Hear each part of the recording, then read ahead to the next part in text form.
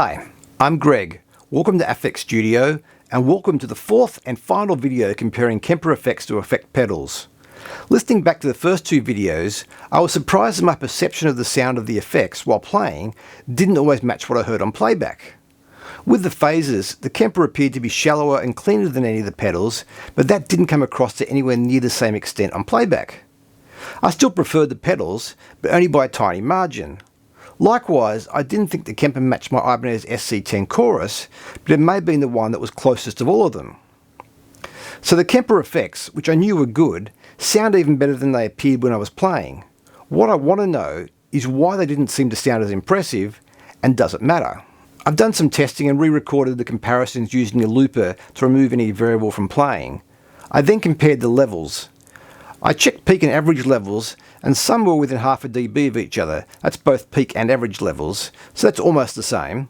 With some of them though, the average levels from the pedals were a couple of dB higher than the Kemper version with the same peak levels. So while we don't really hear that as louder, it will be making them seem more impressive. The slight distortion in the pedals is probably working like an exciter too. Turning up the Kemper effects doesn't really compensate as the peak to average ratio is unchanged. I also discovered that the level from the effects loop was too hot for some of the pedals in the first two videos. I'd never heard that much distortion in the flanger and chorus pedals, so I tried running them before the Kemper with the guitar plugged into the pedals, and the distortion was significantly lower.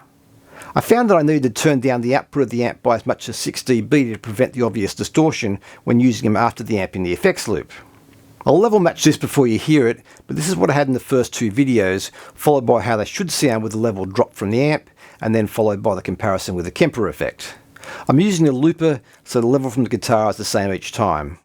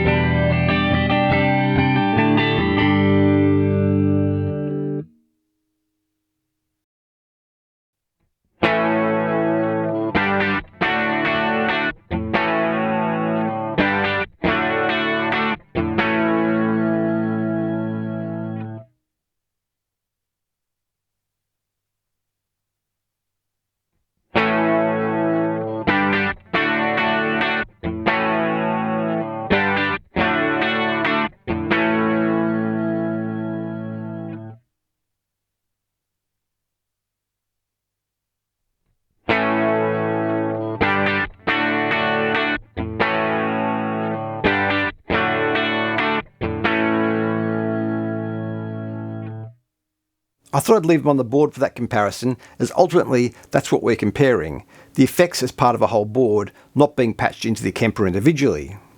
If there was any doubt about how much they were distorting, I turned the amp's output down by 4.5 dB, but only needed to raise the level of the clips with the pedals by 1 to 1.5 dB.